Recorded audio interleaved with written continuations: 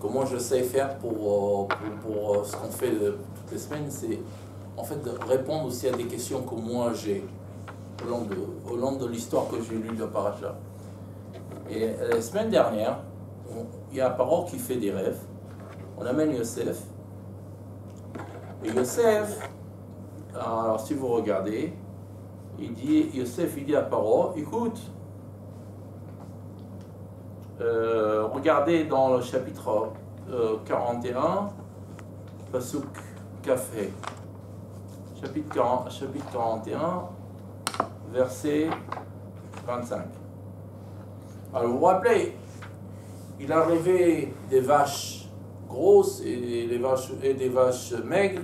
Les vaches grosses, ils ont mangé les vaches maigres, ils ont mangé les vaches grosses.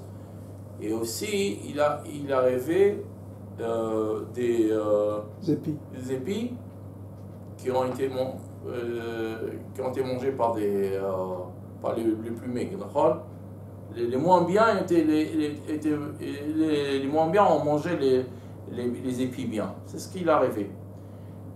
Et Yosef il dit à Paro, va dire Yosef el Paro. Yosef il dit à Paro, Halom Paro echadou. C'est un seul rêve. Moi ça m'a dérangé cette histoire. C'est un seul rêve. Mais non, c'est deux rêves.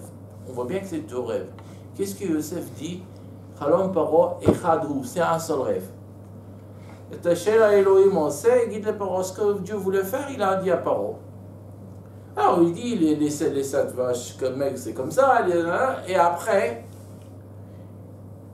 Yosef dit quelque chose qui m'a dérangé encore plus. Regardez maintenant dans le verset 32, la Medbet 32, même chapitre mais verset 32.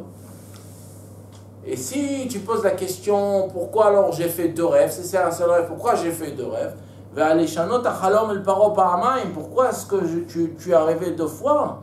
Que Dieu veut faire ça très, très vite, et donc ça va arriver très vite. Donc, comme ça va arriver très vite, alors tu as rêvé deux fois. Et encore une fois, si c'est un seul rêve, si Dieu veut dire à Paro, écoute, pas seulement il y aura 7 ans de quoi manger, et il y aura après 7 ans de... et il aurait dû faire le même rêve. Il dit Alishanot Achalom, le même rêve, tu as rêvé deux fois. Non, il n'a pas rêvé le même rêve deux fois, il a fait deux rêves. Peut-être les deux rêves veulent dire la même chose, mais il n'a pas rêvé deux fois la même chose. Alishanot Achalom Ba'amaim, en hébreu, Alishanot Achalom Ba'amaim, le fait que le rêve s'est répété deux fois, ça veut dire que Dieu veut faire. Ça m'a toujours dérangé. D'abord, c'est pas un seul rêve. Et même si on considère que c'est un seul rêve, pourquoi quand il dit que le rêve s'est répété deux fois, en fait, le rêve s'est pas répété deux fois. Il a fait deux rêves. Alors moi, j'avais pensé à ça toute la semaine. Je suis arrivé à une conclusion, à moi. Et après, je regardais à Malbim. Un copain m'a dit, le Malbim, il pose des fois des questions comme ça. Et le Malbim pose la question. Et lui, il dit quelque chose de magnifique. Malbim me dit, c'est quoi la première chose qu'il a rêvé? Il a rêvé avec les vaches. Les vaches et les taureaux, c'est de la même famille. Qu'est-ce qu'on fait avec les vaches? À l'époque, qu'est-ce qu'il faisait avec les vaches? La roche d'Adama, comme on dit. Oui, il labourait la terre. Après labourer, qu'est-ce qui se passe? On sème. Il y a les épis. Vous appelez les épis? Il y a les épis. Donc, quand tu dis c'est un rêve, c'est un seul rêve. C'est le premier état de premier épisode et de deuxième épisode. Maintenant, quand il dit... Moi, j'ai rajouté dans ma tête, je dis... Quand il y a beaucoup à manger, ça c'est parallèle à ce qu'il dit. Quand on a beaucoup à manger, qu'est-ce qu'il y a de plus qu'on mange le plus? Du pain. Le pain? Non, le pain c'est quelque chose de commun. La viande. La viande. Quelqu'un qui est riche, c'est lui qui a de la viande. Alors, au début, il y a 7 ans où il y a beaucoup à manger. Et après, il reste que le pain. Au début, quand il a commencé la famine en Égypte, quand on a commencé, c'est pas qu'elle a commencé. Un jour, il y avait à manger, le lendemain, il n'y avait plus rien. Non, un jour, il y avait à manger. Après, on ne pouvait plus se permettre de manger de la viande. Et après, on ne pouvait même pas avoir du pain. C'est un truc, comment tu as dit ça? C'est un truc qui continue. Donc, c'est un seul rêve. C'est un rêve qui continue. C'est pour ça que Yosef dit non, écoute, c'est un seul rêve. Ça, c'est une première chose que j'ai. Donc, c'est un seul ou c'est deux rêves? Non, c'est un rêve. C'est un long rêve. Un rêve continue. Qui continue. Que ce soit ce que le Malbim dit, ce que moi je dis. Une ahmara comme ça. Voilà, une ahmara. Quelque chose qui devient encore de plus en plus. Ce que tu dis, c'est même ce que le Rav Londin, il a dit ce matin dans ça. Ah, il a dit pourquoi justement les Yoassim de Paro, ils ont dit tu vas avoir 7 comme ça, 7 comme ça. Parce qu'ils croient que c'était deux rêves. C'est deux rêves, oui. Ils ont dit non, Paro, il a dit ça, c'est une continue. Alors il a dit ah, donc ça veut dire que tu es le seul qui comprend qu'enfin j'ai fait qu'un seul rêve, et c'est deux choses différentes. Mais le Rav, il a dit ça la semaine dernière, quelque chose qu'à mon avis, la majorité des Mefarshim ne sont pas d'accord avec lui. Que Paro ne savait pas. Qu'est-ce qui dérangeait Paro? Pourquoi ce que disaient les Khartoumim n'allait pas avec lui?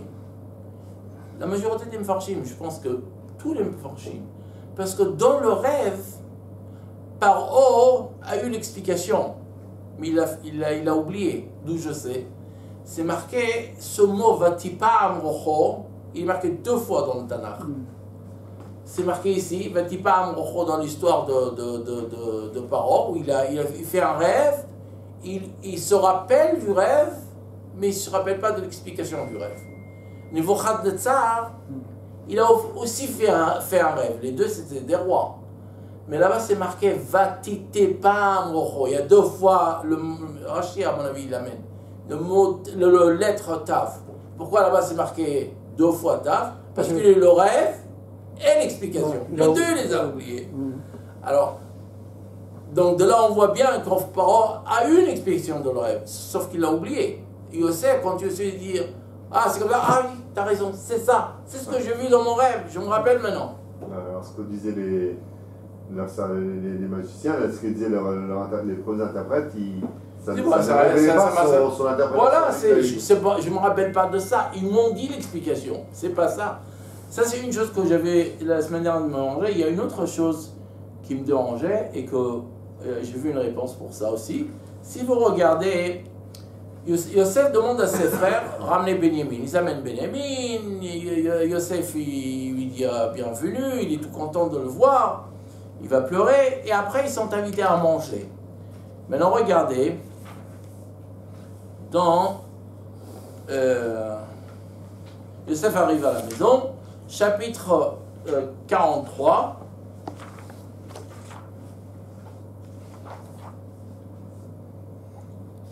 Et maintenant, verset 33. Ils sont assis. Vous avez ils sont mis devant lui. L'aîné à sa place et le jeune à sa place. Et il les a mis en ordre. Ok? Ils étaient étonnés. Après, il a donné des parts à chacun, il a donné à manger. Benjamin, il a eu 5. Rachid dit comment il a eu 5? Il lui a donné une, disant un morceau de viande. Ok? Ils étaient en train de manger. Il lui a donné un morceau de viande. Yosef, il a pris son morceau de viande, il a donné aussi à Benjamin. Asnat a vu que Yosef a donné, alors elle aussi l'a donné, ça fait déjà 3.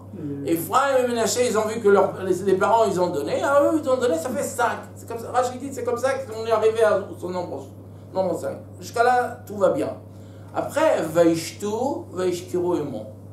Et après, ils ont commencé à boire du vin. Rachid dit, regardez dans Rachid, Vaishkiru, dans 34, Rachid 34, Vaishkiru et Mon, ils sont devenus sous avec lui. Au Miyom Shimchao, et de la journée où ils l'ont vendu, le château Yain, velo hu chatayain. Eux, ils n'ont pas bu du vin, et lui, il n'a pas bu du vin. Lui, Yosef non plus. Oui, Oui. non plus, il n'a pas bu de vin. Ve'oto hayom shatou. Et ce jour-là, ils ont bu. Ils ont bu. Moi, je pose la question. Je comprends que Yosef boit, parce qu'à la fin, il sait que c'est ses frères. Donc, il est content d'avoir tous ses frères, et encore plus Benjamin. Mais pourquoi les frères, ils boivent?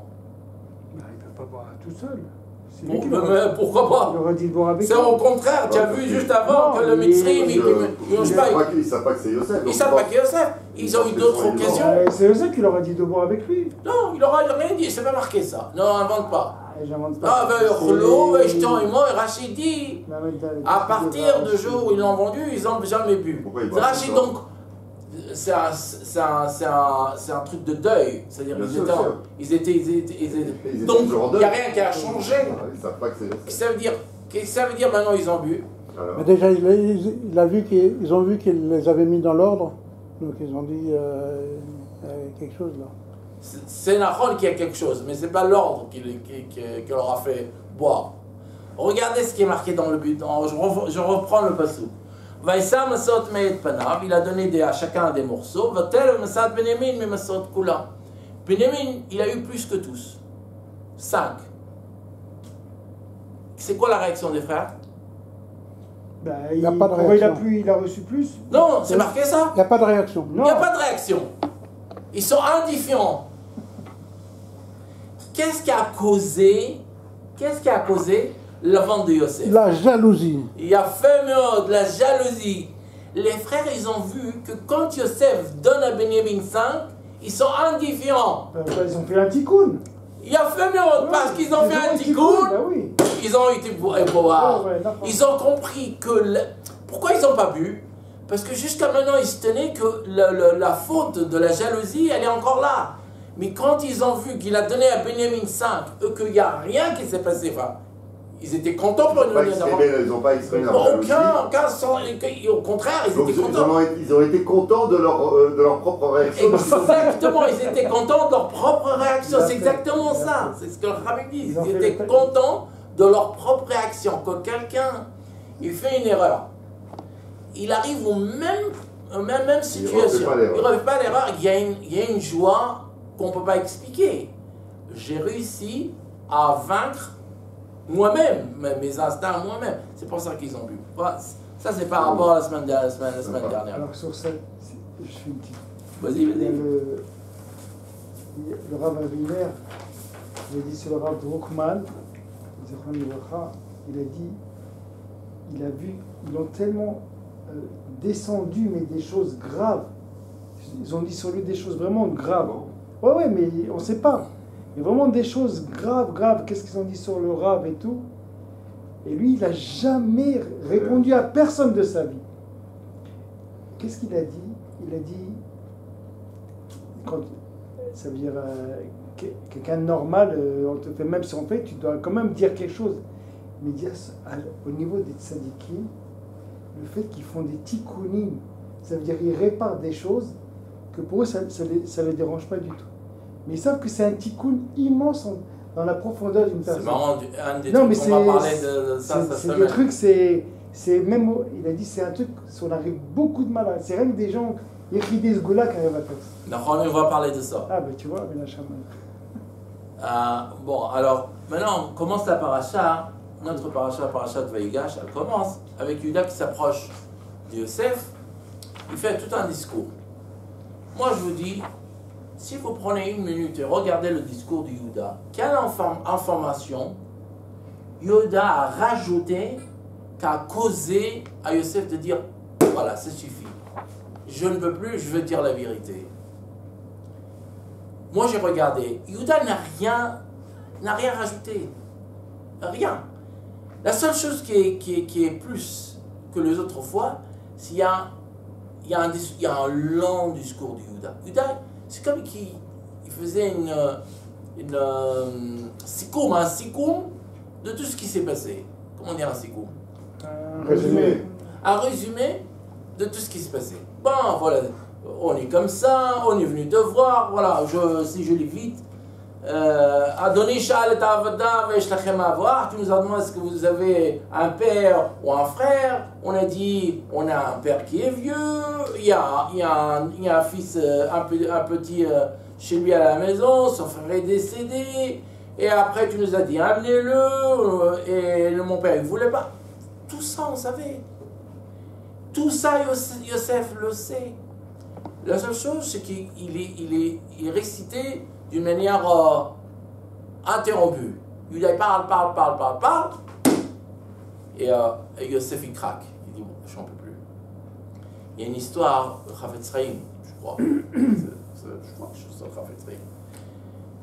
Et il devait aller voir quelqu'un de gouvernement en Europe pour quelque chose pour les Juifs. Quelque chose qui était apparemment très important. Le Chafetz Chaim ne parlait pas le russe. Il parlait le yiddish. Il a pris quelqu'un avec lui qui parle le russe.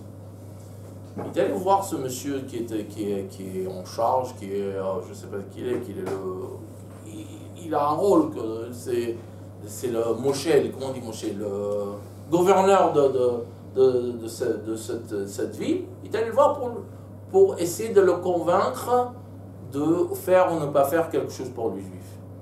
Le Chafetz Chaim commençait à parler. Et après, les traducteurs, il allait traduire. Le gouverneur, il a dit t'as pas besoin de traduire. J'ai compris ce qu'il a dit. Alors, il dit mais vous comprenez pas le yiddish? Non, je comprends pas le yiddish, mais je comprends ce que ce monsieur veut. C'est quelqu'un qui est en détresse, qui a besoin que je l'aide. Je veux l'aider. C'est ce qui s'est passé avec Yehuda. Yehuda parle à Yosef. Maintenant, il n'y a pas de traducteur. Il parle sans interruption. C'est ce qu'il a dit quand Yosef a vu que Yehuda, il était avec toutes ses émotions pour sauver Benjamin. À ce moment-là, Yosef il dit maintenant, je peux plus retenir et je vois que mes frères mes frères sont prêts à tout faire pour sauver Benjamin. Le discours est quand même, n'est pas que, le discours de Yehuda est quand même un peu menaçant presque. Et la vérité, il y a des gens qui disent que c'était menaçant. Il y a des gens qui disent qu'il était beaucoup plus diplomatique. Ça dépend. Il y a des Mfarshim qui disent comme toi. Jusqu'à pas il y a très longtemps, je pensais qu'il n'y a que ces Mfarshim là. Et Yehuda, il était menaçant parce que à ce moment, on en a parlé de ça il y a 2 semaines. Yehuda a compris que cette histoire, ça n'a rien à voir avec la vente de Yosef. Et quand il a compris que ça n'a rien à voir avec la vente de Yosef, ça veut dire que ce n'est pas une punition de Dieu. Parce que si c'était une punition de Dieu, il n'y a rien à faire. Il faut l'accepter. Mais quand Yosef lui a dit, écoutez, vous partez et Benjamin reste, et Benjamin, il n'était pas dans la vente. Alors à ce moment-là, Yehuda a compris que ça n'a rien à voir avec apparemment, ça n'a rien à voir avec la vente de Yosef. Alors si ça n'a rien à voir avec la vente de Yosef, je vais me battre avec ce monsieur. Comme toi, tu dis, il était menaçant. Mais il y a des femmes qui disent non. Il a essayé d'utiliser la diplomatie pour parler à Yosef, pour le convaincre. Écoute, ça ne vaut pas le coup. Maintenant, il y a une chose dans ce qu'il a dit. Il y a une phrase qui est très connue. Qu'un père, il peut s'occuper de 10 enfants, mais 10 enfants ne peuvent pas s'occuper d'un père. Et ça vient d'ici. Pourquoi ça vient d'ici? C'est la paracha de cette semaine. Yehuda dit à Yosef, il dit, écoute, notre père, il a perdu un fils, il a 10 enfants, et si Benjamin ne revient pas, il va mourir. Vous savez quel âge avait Benjamin? Dans quelle situation il était ici? Benjamin était marié déjà. Il avait 10 enfants. Ce que Yehuda aurait dû lui dire, ce qui est beaucoup plus fort, écoute, si tu prends Benjamin, il y aura 10 orphelins. C'est beaucoup plus puissant que dire mon père, c'est pas un gosse Benjamin, quand mon père il va pas pouvoir vivre si tu lui prends Benjamin. Et là, on apprend ce machal, ce qu'on dit, que un père, il peut avoir 20 enfants. Perdre un, c'est une catastrophe. C'est quelque chose qu'on ne peut pas imaginer, que ça nous arrive à aucun de nous et à aucun des juifs.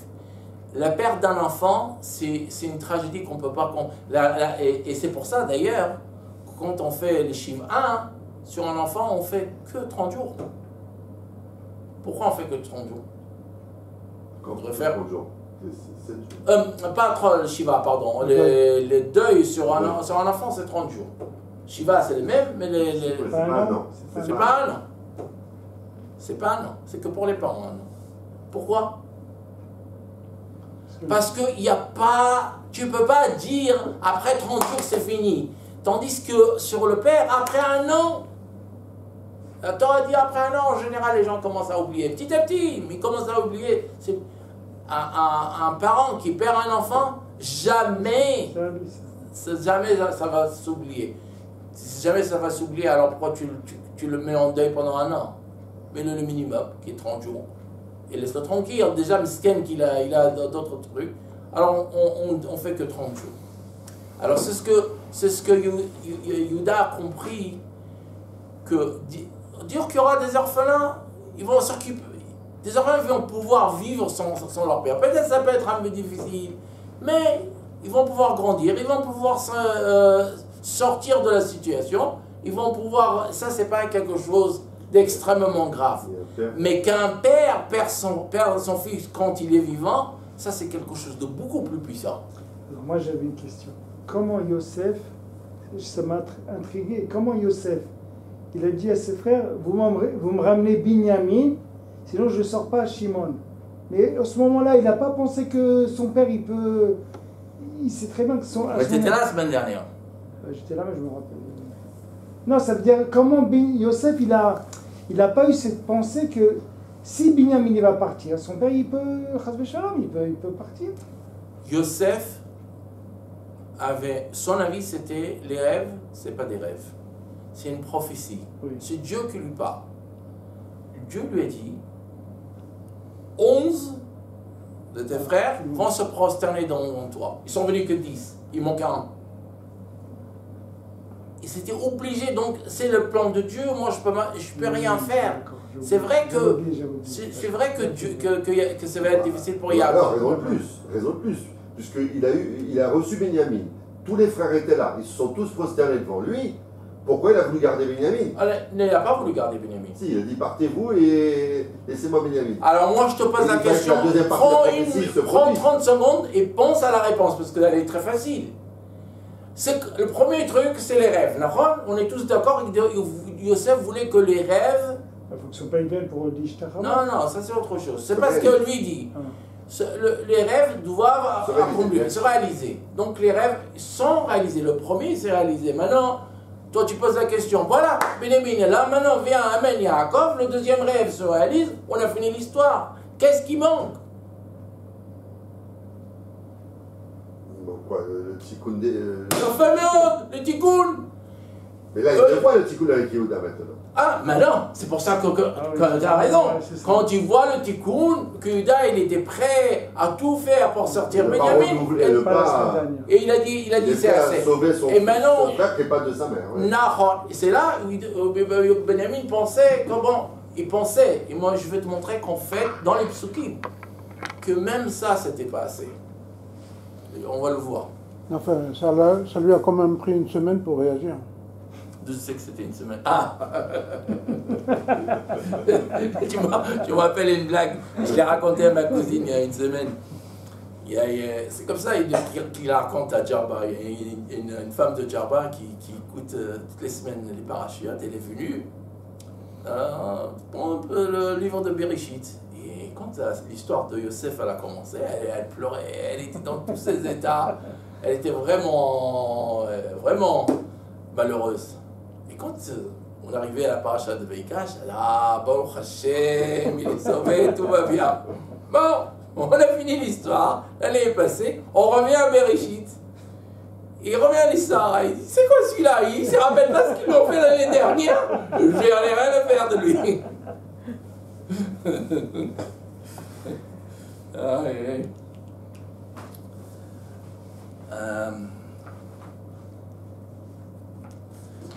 Regardez, toi, Fabien, tu as dit quelque chose, et j'ai vu quelque chose de extraordinaire cette semaine à propos de ce que tu as commencé à dire. C'est marqué dans chapitre 45, même Hey, Pasuk Vav, Pasuk Aleph, pardon. Chapitre 45, Pasuk Aleph. Yuda fait tout son discours, et c'est marqué Velo Yachol Yosef Leitapek. Yosef ne pouvait plus Se retenir.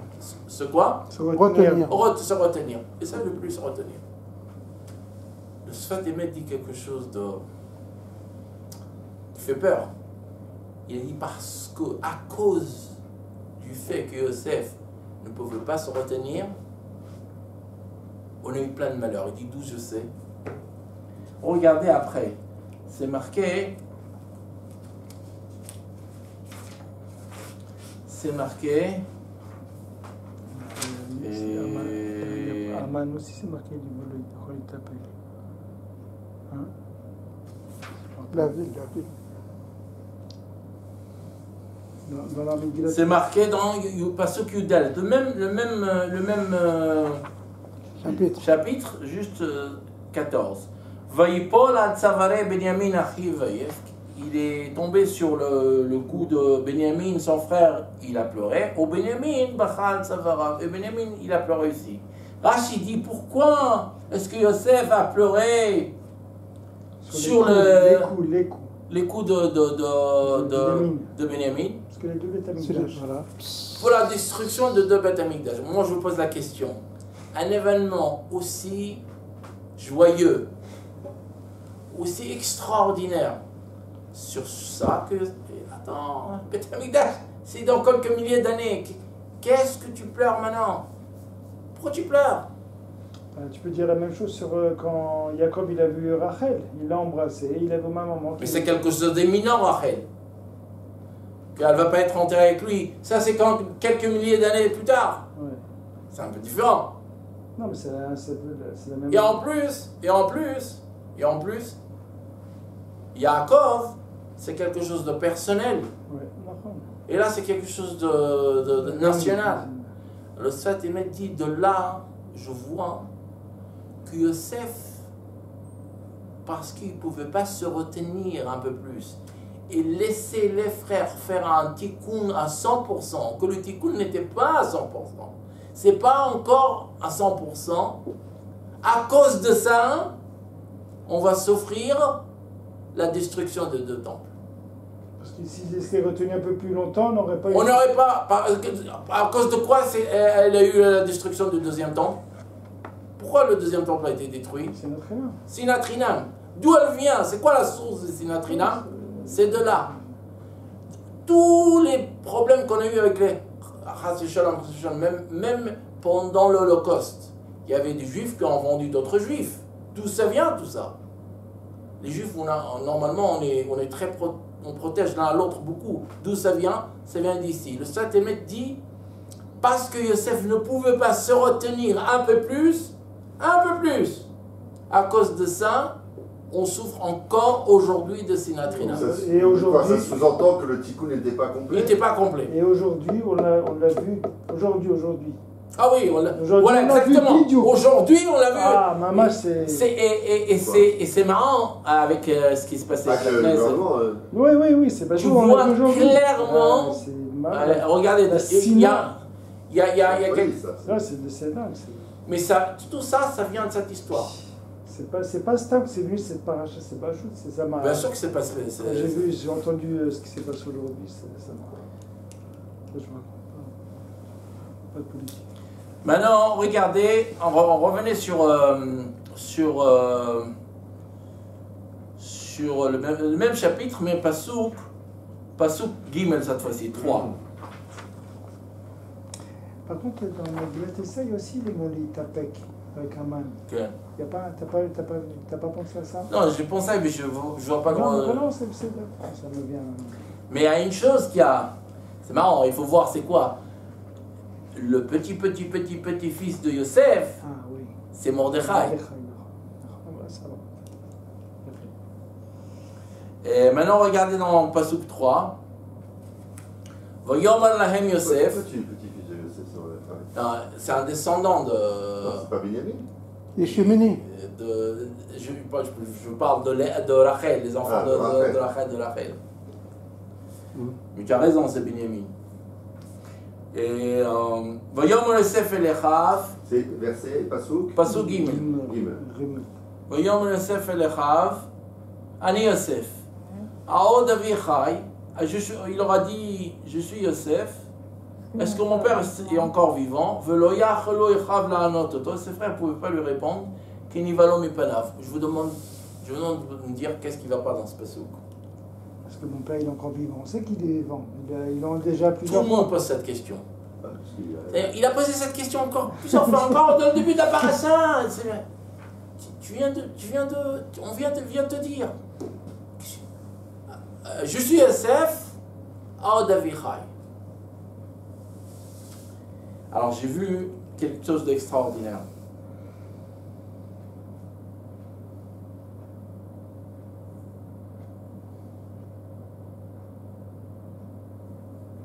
Il y a deux choses que je veux dire sur ça, et ils sont les deux, à mon avis, ils sont puissants les deux.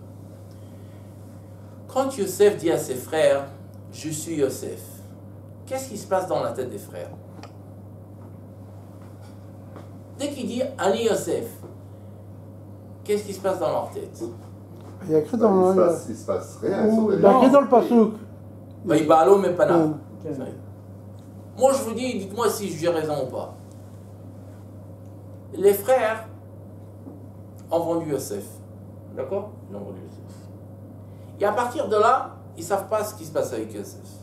Tout ce qu'ils savent, Yaakov est très en colère, il est très déprimé. Yuda, il a ses problèmes. Après, il y a une famine. Et à la famine, ils doivent aller en Eretz Kenan. Ils vont en Eretz Kenan. Le monsieur de Eretz Kenan leur dit, vous êtes des espions. Il y a toute une histoire qui Égypte, se tu veux dire. déroule qui est incompréhensible En Égypte. en Égypte. Incompréhensible. Qu'est-ce qui se passe ici? Qu'est-ce qu'il nous veut, ce monsieur? Qu'est-ce que ça veut dire? Des espions, amenez votre frère, laisse-nous tranquille, donne-nous à manger, laisse-nous tranquille. Dès que Yosef dit à ses frères, Ani Yosef, les frères sont dit dans leur tête, ah, maintenant tout est clair. Maintenant tout ce qui se passe maintenant, on le comprend. Yosef voulait nous faire tous ces trucs-là pour que les rêves arrivent, pour qu'on fasse tchouva sur ce qu'on a fait. Tout ce qui se passe, c'est quelque chose qu'on comprend. Maintenant, dans la paracha, dans la haftara, Oui, mais quand il dit Ni Yosef, moi, d'après moi, ils ont dit, tu sais, celui-là, c'est un charlatan. D'où il se dit. non, il aura donné des preuves à 100% que Ouais, c'est lui. bon, il a montré. Oui. C'est Ouais, pas. c'est pas marqué, non, mais ouais. C'est sûr que ça, Yosef, c'était. Mais c'est autre chose que moi je voulais te dire. Il leur Regarde a dit maintenant. en hébreu en plus. Hein? Il leur a dit en Ouais, hébreu, en c'est hébreu. vrai. Il aura dit en hébreu en plus. Ah, ouais, non. Si, je vois que- Regardez la haftara. Ah, elle est belle cette Haftara. Haftara, elle est dans Yecheskel. Tu l'achètes? La haftara, elle commence comme ça. Voyez, Deval Hashem et là, il est mort. C'est Yecheskel qui parle. Hashem, il m'a parlé. Ve'ata ben Adam, kach lecha etz. Et toi, ben Adam, prends Un bâton. un bâton, ou un etz. Un bout de bois. Ouais, un bâton. Un bout de bois. Un bout de bois, Urtov alav Yehuda, et écrit sur ce bâton Yehuda, Velibni Sel Chavira, Vetot Israël, Velekacha Etz. Il prend un autre bâton, Urtov alav Yosef. Apparemment, c'est quoi la connexion entre toujours l'Haftara à voir avec la paracha. Donc tout le monde pensait jusqu'à maintenant. C'est quoi la connexion entre la paracha? La confrontation entre La confrontation Yehuda entre Yehuda et Yosef. Voilà. Ça c'est le rapport. Et moi, j'ai vu... Non, c'est pas ça le rapport. Il y a un rapport plus fort. Regardez la fin de la Haftara.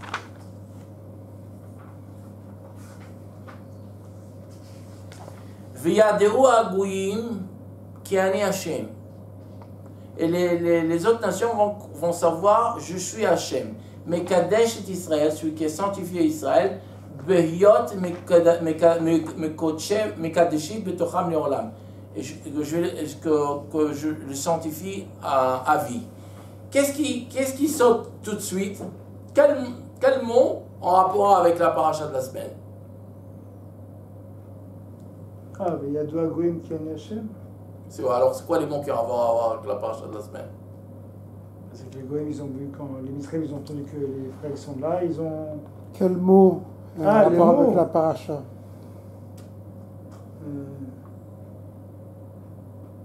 Qu'est-ce que Yosef a dit? Ani. Ani Yosef. Et les Goïms vont dire quoi? V'yadeu Goïm qui? Ani Hashem.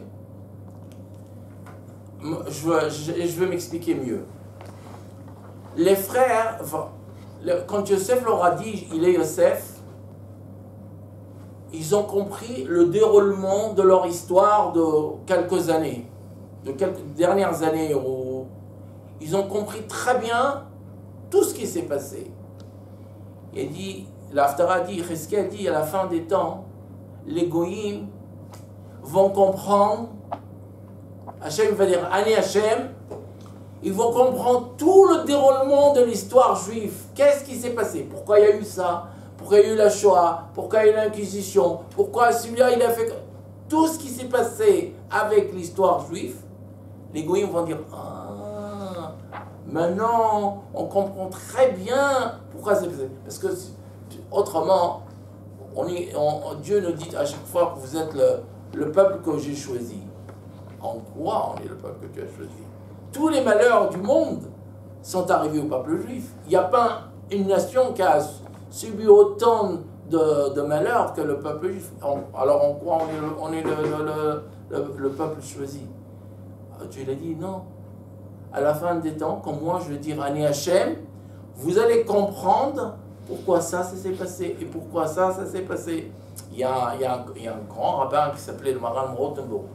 Il vivait dans les années 1200, je pensais. En Allemagne. En Allemagne. Et c'est marqué que pendant tout le temps que le Maran de Rothenburg était vivant, jamais une personne est décédée à un jeune âge. Jamais. Jamais. Et quand il est décédé, il y avait des lévayotes à droite et à gauche. Des gens jeunes, des gens moins âge, des gens âgés, mais il y avait des gens qui mouraient à droite et à gauche. Et un de ses élèves était très déprimé de cette histoire. Il dit, le Maran de Rothenburg, il est parti, il n'a plus rien à voir avec nous, il s'en fout de nous. Il est venu dans le rêve, il lui a dit, c'est pas comme ça les choses. Il dit, dans le monde dans le monde de Dieu, quand je vois les choses, je vois que tout ce que Dieu fait, c'est que pour le mieux. C'est-à-dire, si cette personne ne mourait pas, c'était pas son bien. Si cette personne n'était pas malade, c'est pas son bien. Alors, c'est exactement ce que l'Haftara a dit. Quand le Mashiach va venir, on va comprendre pourquoi tout ce qui nous... À mon avis, c'est quelque chose qu'on doit vraiment vouloir voir, parce que c'est vraiment comprendre les fins petites choses que Dieu nous a fait à nous, pour du bien ou pour du mal. Mais c'est toute une histoire de milliers d'années, comprendre pourquoi nous arrivait, pourquoi les choses sont arrivées, pourquoi il y a eu une destruction de temples, pourquoi il y a eu des malheurs, pourquoi les Russes ils ont tué 150 000 personnes, c'est toutes ces histoires-là, on va pouvoir les comprendre à la fin des temps. C'est une des explications pourquoi c'est marqué Ani Yosef.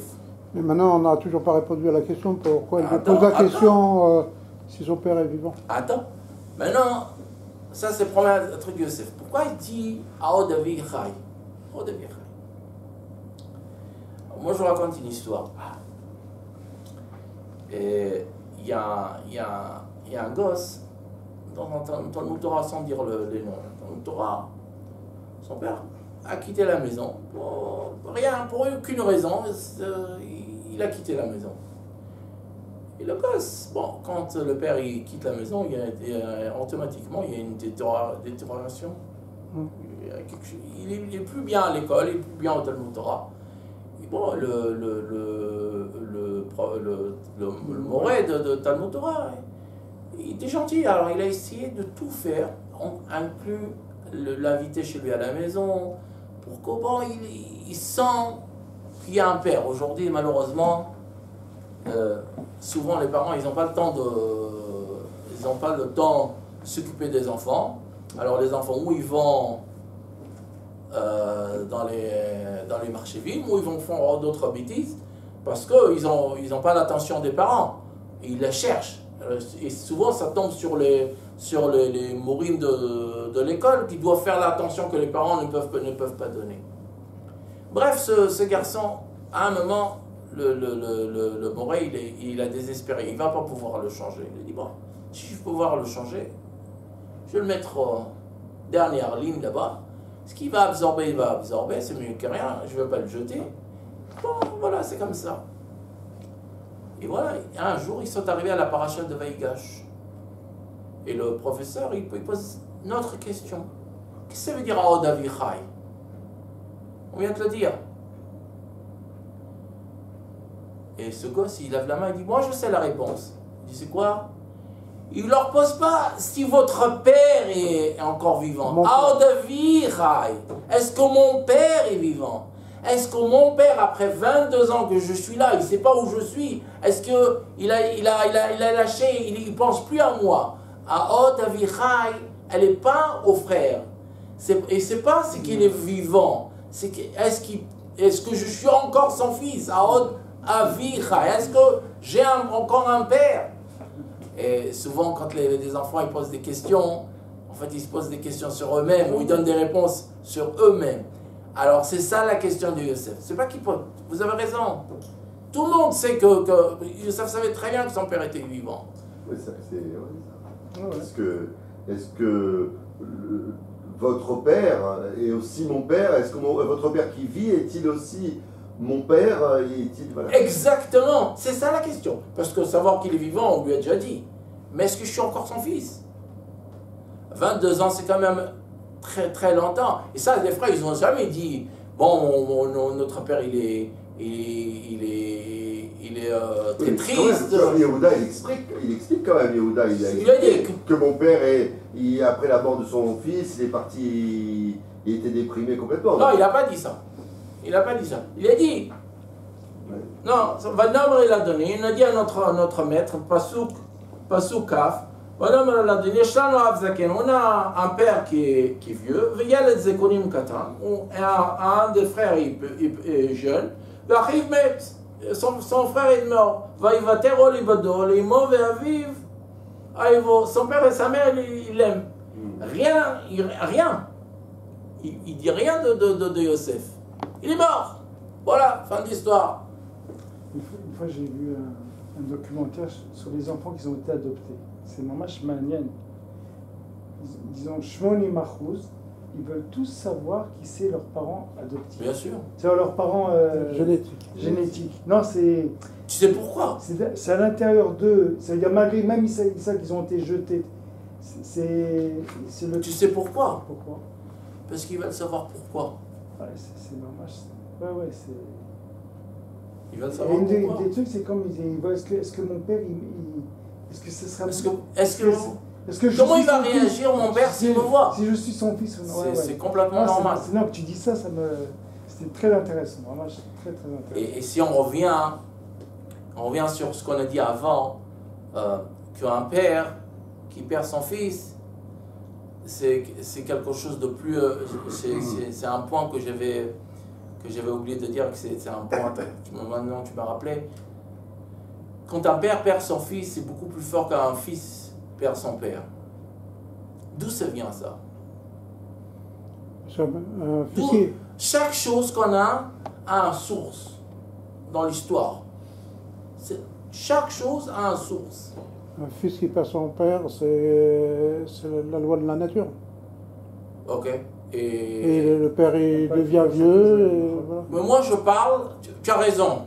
Tu as raison. Mais moi, je parle, à ton avis, c'est quoi le. À chaque fois, je répète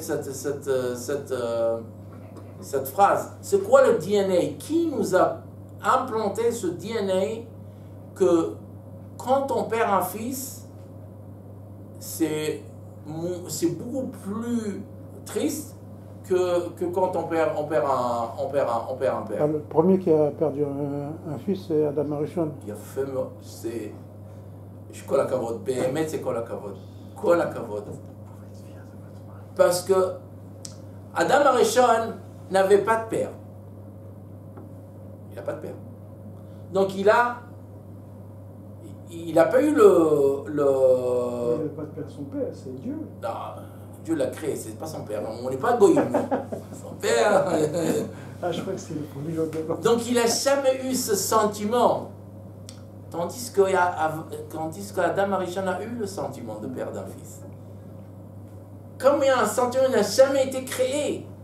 C'est vrai qu'il y a très longtemps, il y a 5783 ans, mais c'est encore un DNA, ça fait partie de notre DNA. Ça n'a jamais été créé. Comme ce DNA n'a jamais été créé, donc on est beaucoup plus faible que perdre un enfant. Kol hakavod. Maintenant, regardez.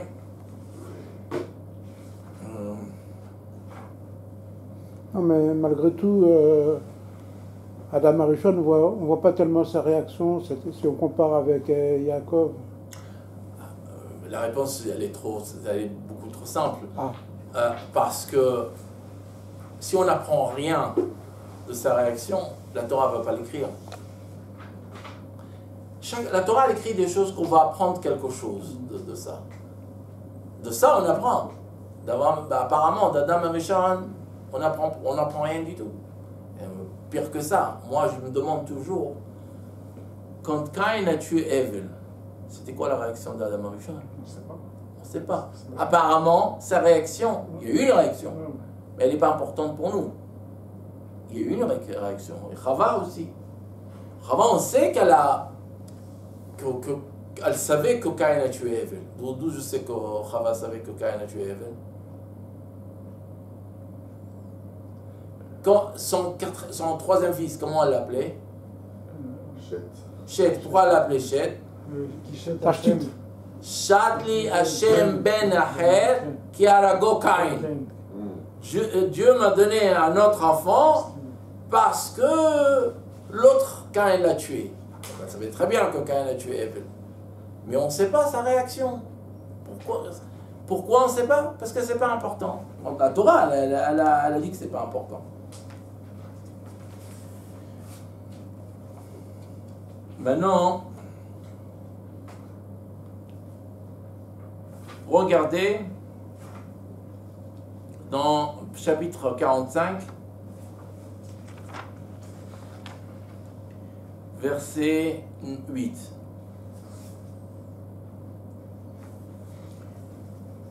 Mais maintenant, Yosef, il leur a dit que c'est lui Yosef, et que ne vous inquiétez pas, qu'il y aura encore de la famine ici. Dieu m'a amené pour que je puisse vous donner à manger. Et après, il y a un pasuk qui dit Ve'ata. C'est quel pasuk? Pasuk Chet.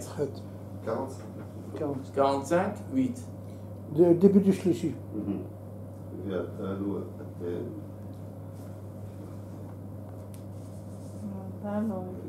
Ve'ata lo atem shalachtim ote'ena. Maintenant, c'est pas vous que vous m'avez envoyé ici, que ce Dieu qui a Elohim, va ici, mais les paroles, il m'a mis responsable sur toute la maison de Paro, au Moshe Becholer Mitzrayim, et je suis le gouverneur de toute la terre de l'Égypte.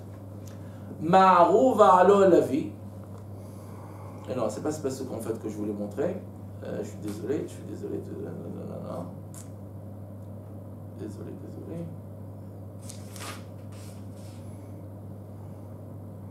Ah pardon, c'est verset 24, Kaf Dalet. Désolé. Vaishalach et Echav vayelechu. Il a renvoyé ses frères et ils sont partis. Vayomer alehem al tergizu b'darach. Il leur a dit, ne soyez pas, ne vous battez pas dans le chemin. Rashi dit, Rashi Kaf Dalet, al tergizu b'darach. אל תתעסקו בדברי ההלכה. זה לא קשור. Pourquoi c'est pas là? דברי ההלכה. כן, דברי ההלכה, תקראו par Rashi. Quand vous partez, ne parlez pas d'halakha en chemin. Ah ben oui, ben non. Ils ont dû se poser plein de Parce que questions. non, pourquoi ils ont dit ça? Parce que quand il est venu Yosef, d'après moi, quand Yosef il est venu pour voir ses frères, alors ils ont fait un dioun. Est-ce qu'ils ont fait. Quand ils ont fait Zézer. Il a fait. Non, alors, t'as raison, il a raison. Ils ont dioun dans la halakha et tout ça. Et après ils ont. Mais s'ils n'avaient pas dioun dans la halakha. Tu as bien commencé, mais après tu as. Ils sont érudits en Torah, ils étaient tous érudits. Non, mais. Et donc ils se sont posé des questions. Qu'est-ce que alors, c'est Mordechai a commencé. Non, alors là, ils ont rendu Yuda, ils disent tout de suite, on ne le tue pas. Je vais te dire ce que tu as dit. Tu as dit, et je vais le dire d'une autre manière. Mordechai a dit, avant de vendre Yosef, ils sont mis tous ensemble, c'est marqué, ils ont fait un bedin, ils ont eu un psak halakha. Psak halakha, c'est quoi? Que Yosef, il a un din rodef, il a la loi de Rodef, celui qui est Rodef, on le tue. Mais à la fin, Yuda a dit, on ne va pas tuer, on va faire un compromis, on va le vendre. Et voilà, ça c'est la fin de l'histoire. Yosef leur a dit, maintenant ils savent que c'est Yosef. Qu'est-ce qui va se passer? En route, ils vont dire, ah, attendez, toi, c'est toi qui as dit ça. Et alors? Non, c'est toi qui as dit ça. Ne commencez pas à parler de devenir halakha, ne commencez pas de revoir la halakha que vous avez fait au début. Ça ne sert à rien. Pourquoi ça ne sert à rien? Ça n'a rien à voir avec vous. C'est quelque chose de mystique ce qui s'est passé. C'est quelque chose que Dieu a voulu que se passe. Et maintenant, si vous regardez quelques psukim après, mamash quelques psukim après. C'est Papa Souk Kafzain. Ils sont arrivés chez Yaakov. Ils lui ont dit, et kol divrei Yosef, tout ce que Yosef a dit.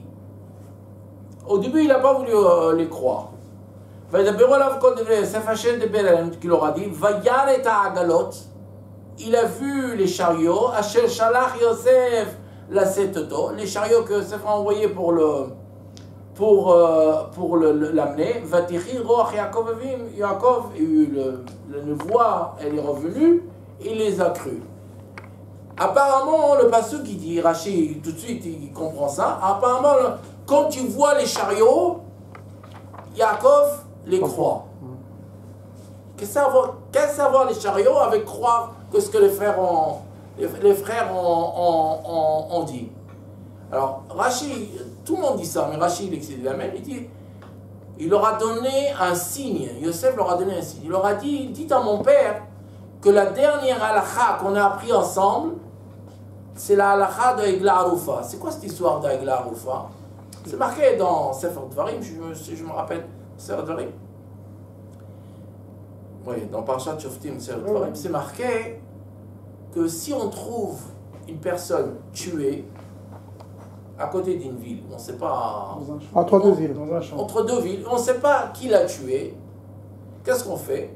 Ceux qui sont le plus près du corps de la personne vont amener un korban qui s'appelle korban eglar. Enfin, ils vont calculer, ils vont dire c'est pas nous qu'on a fait ça. C'est le Sanhedrin qui va calculer. Sanhedrin. Et c'est pas nous qu'on a fait ça, et voilà, il faut un korban. Qu'est-ce qu'il y a dans cette histoire? Il y a un mystère. On ne sait pas pourquoi cette personne est décédée. On ne l'a pas tuée. Yosef a dit à son père aussi, papa, écoute, tu te rappelles, on a étudié le sujet c'est un mystère. C'est Dieu qui a décidé que cette personne doit être là. C'est la même chose ici. Je suis là en Égypte. C'est pas quelque chose que vous pouvez comprendre. C'est un mystère. Et c'est pour ça que Yosef leur dit, d'abord leur dit que... qu'est-ce qu'il leur dit? Moi j'ai une autre explication. Vas-y, attends. Peut-être que je me trompe. Vas-y.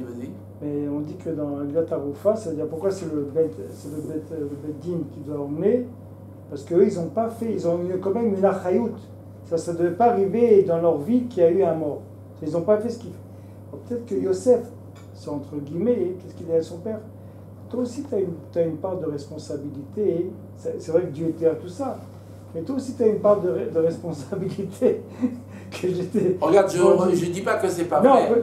Moi, je dirais autre chose. Ok? Revenez 2 parachutes avant. Son père lui dit, écoute, tes frères, ils sont dans le champ. Avant même ça. Yosef voit que ses frères se comportent mal avec les enfants de Bila et Zilpa. Yosef, il dit à son père, il n'est pas content. C'est le protégé. On voit que Yosef, il repatle, comme on dit.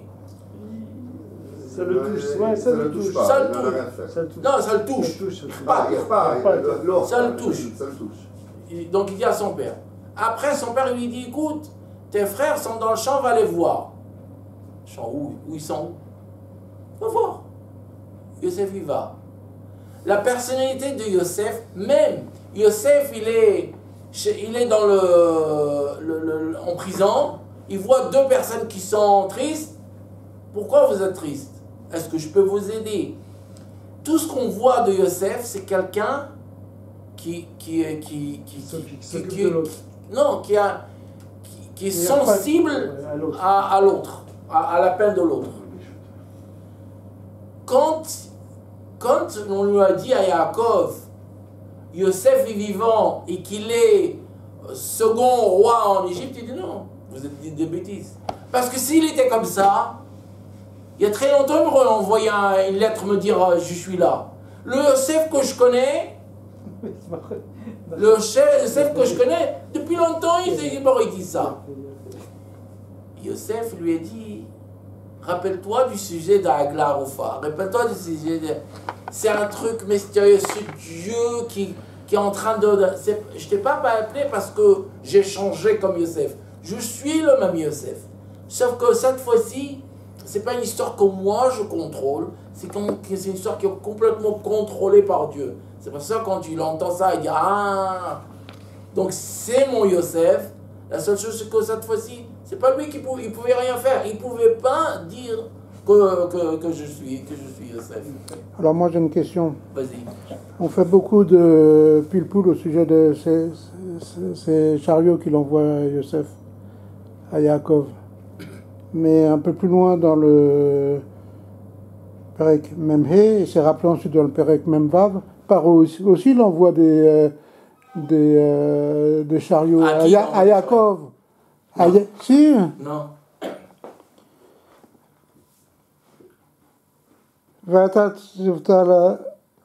אסוקחו לכם מארץ מצרים עגלות לטפכם ולנשיכם ולנשיכם את אביכם ובאתם.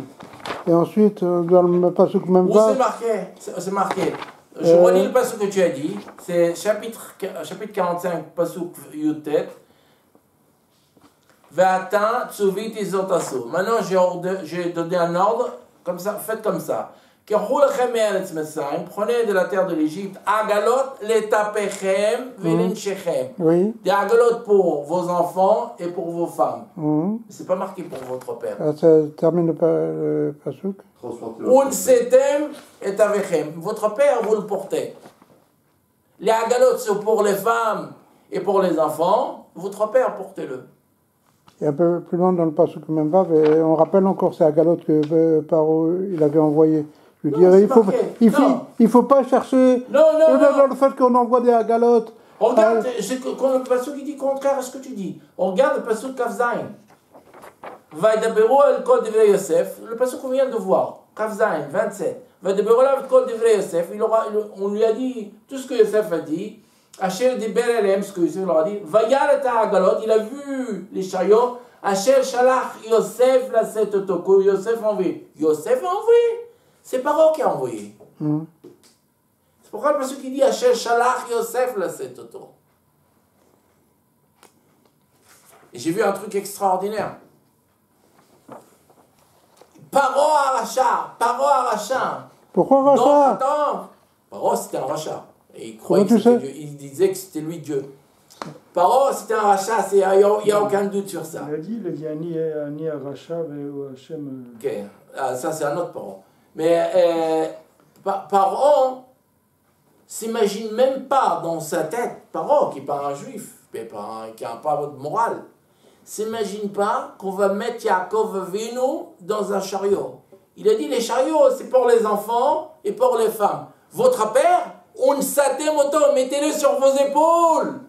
C'est pas un respect d'amener ton père avec des chariots. Vous le portez comme il porte les trucs. Ouais, comme un melech, c'est comme ça. On satem et avechem.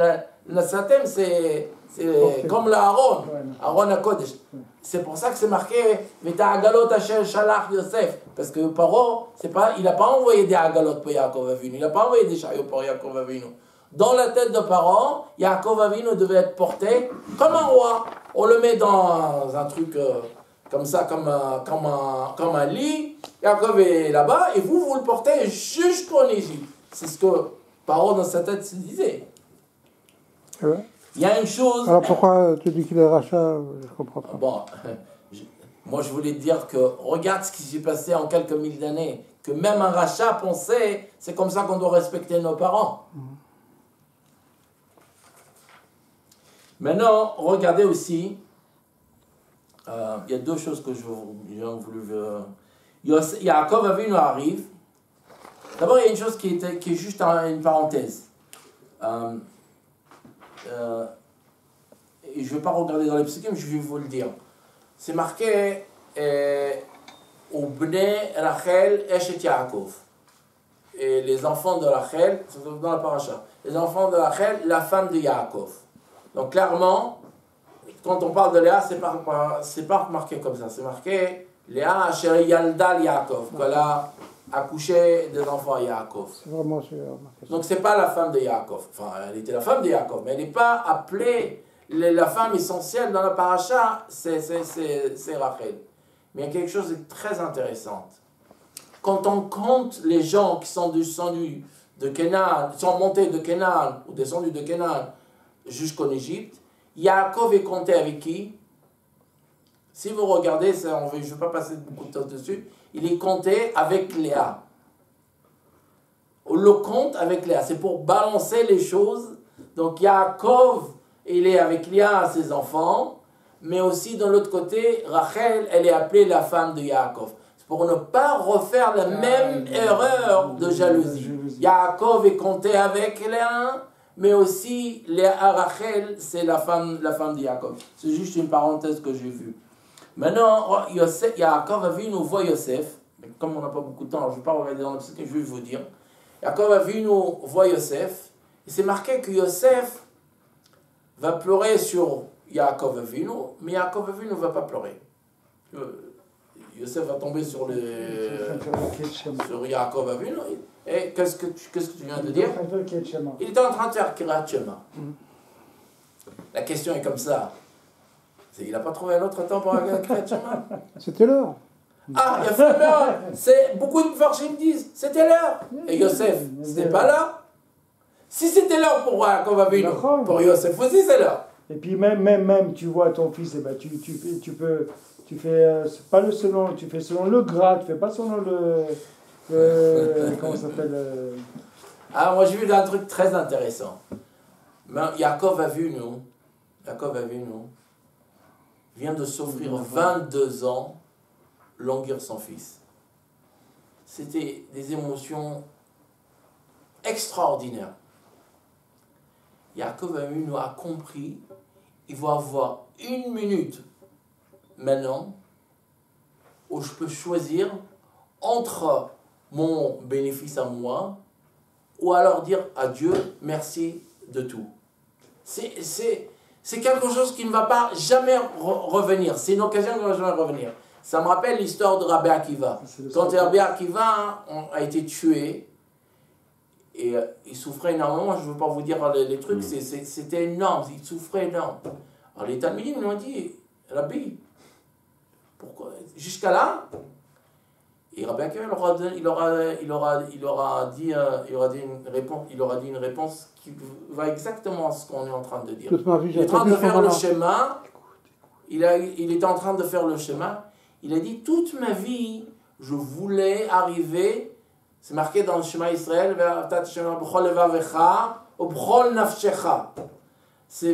tu vas aimer Dieu avec tout ton cœur et ton âme.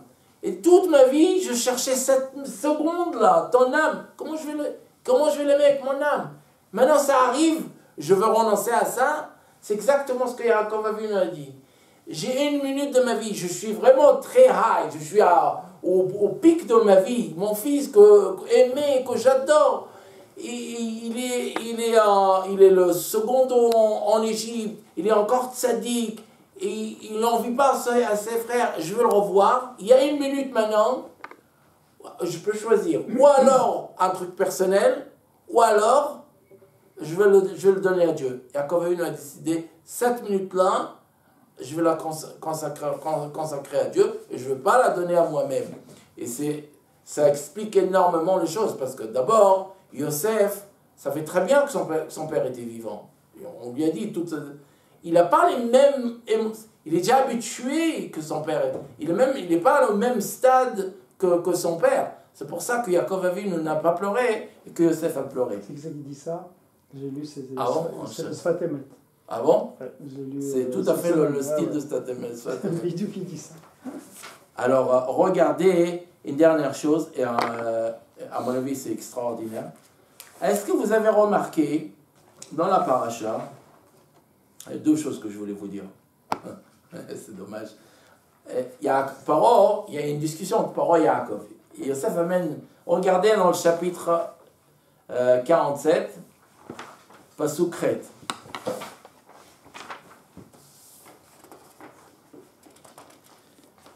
Voyons parole Yaakov. Yaakov est amené chez Paro. Et pour la première fois que Paro le voit, c'est marqué, voyons ma parole Yaakov. Et Paro dit à Yaakov, Kama ime shene chayecha. Quel âge as-tu? Voyons Yaakov et Paro. Yaakov, il a répondu à Paro, Yime shene megurai, shiloshim omachana. Jusqu'à maintenant, j'ai vécu 130 ans. Me'at veraim. Ils étaient peu, ils étaient mauvais. Mais ils ne sont pas encore arrivés aux années de mes parents. C'est sûrement, c'est pas la discussion bizarre de toute la Torah, c'est au moins une des discussions bizarres. On pose des questions, quel âge as-tu à des enfants? Tu vois un enfant, quel âge tu as? Tu vois un homme de 100 et quelques années, hey, bonjour monsieur, quel âge vous avez-vous? D'abord, c'est insultant. Et 2, je t'en fous, quel âge il a? Et la réponse, elle est encore plus bizarre. Qu'est-ce qu'il y a à lui dire? Écoute, j'ai 130 ans.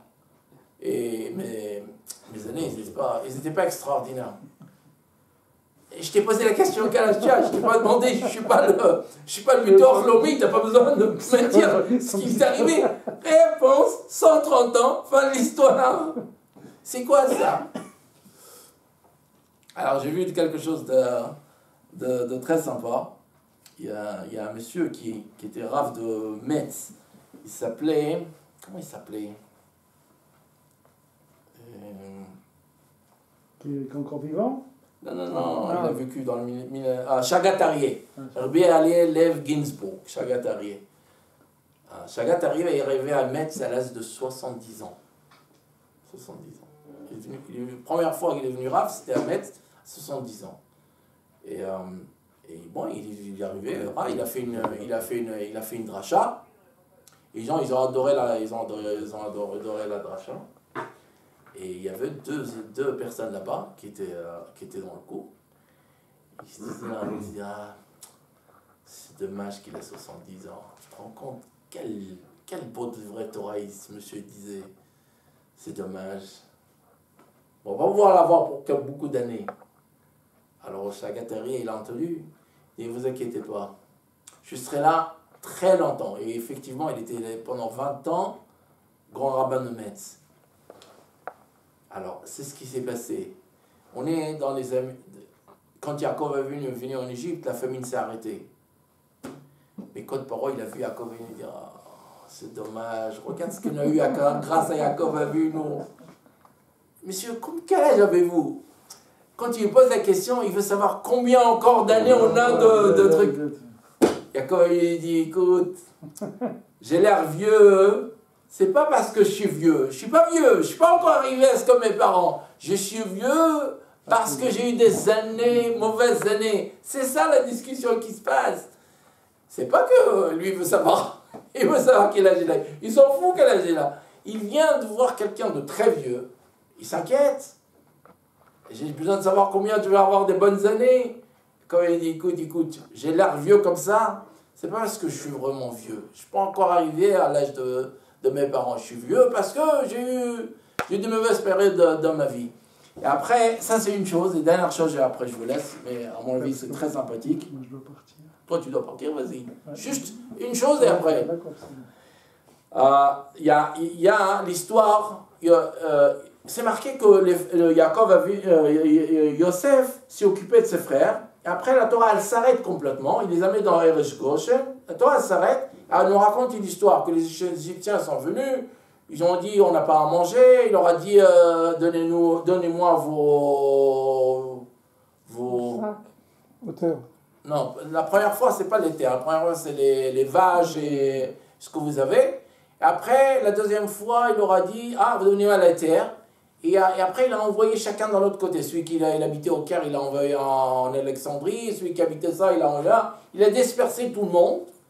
Et c'est la Torah, il nous dit encore une information qui est bizarre, que le Kohanim, les priests, les prêtres de l'Égypte, eux, ils n'ont pas payé ni de taxes, ni ils ont été changés.